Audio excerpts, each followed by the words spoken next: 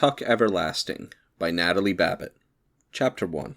The road that led to Tree Gap had been trod out long before by a herd of cows who were, to say the least, relaxed. It wandered along in curves and easy angles, swayed off and up in a pleasant tangent to the top of a small hill, ambled down again between fringes of bee-hung clover, and then cut sidewise across a meadow. Here its edges blurred. It widened and seemed to pause, suggesting tranquil bovine picnics, slow chewing and thoughtful contemplation of the infinite, and then it went on again, and came out at last to the wood. But on reaching the shadows of the first trees, it veered sharply, swung out in a wide arc as if, for the first time, it had reason to think where it was going, and passed around. On the other side of the wood, the sense of easiness dissolved. The road no longer belonged to the cows. It became, instead, and rather abruptly, the property of people. And all at once the sun was uncomfortably hot, the dust oppressive, and the meager grass along its edges somewhat ragged and forlorn. On the left stood the first house, a square and solid cottage with a touch-me-not appearance, surrounded by grass cut painfully to the quick and enclosed by a capable iron fence some 4 feet high, which clearly said, "Move on, we don't want you here."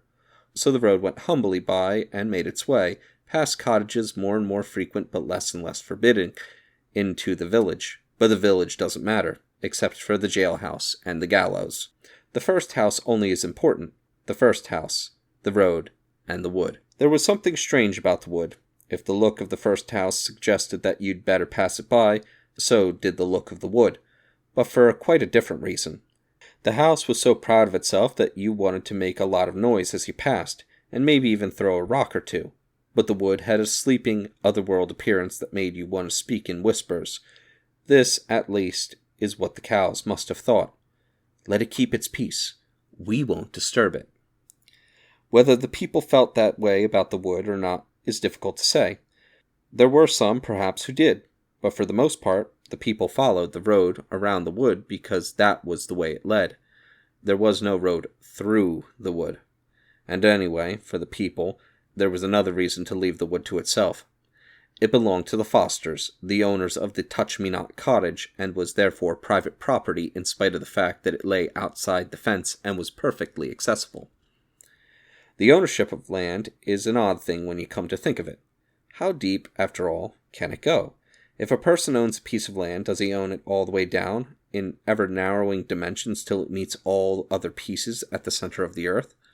Or does ownership consist only of a thin crust under which the friendly worms have never heard of trespassing?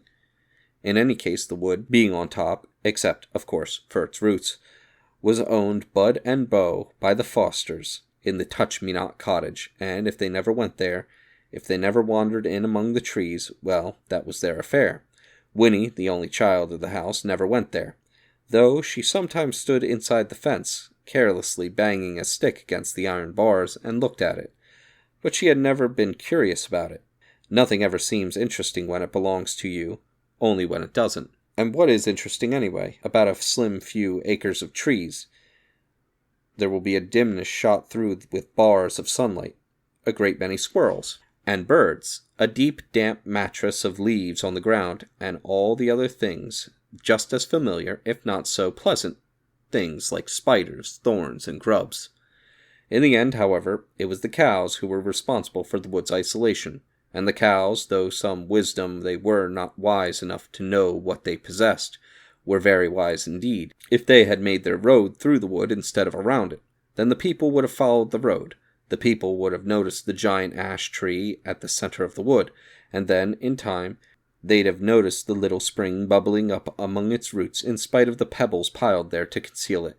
And that would have been a disaster so immense that this weary old world, owned or not to its fiery core, would have trembled on its axis like a beetle on a pin.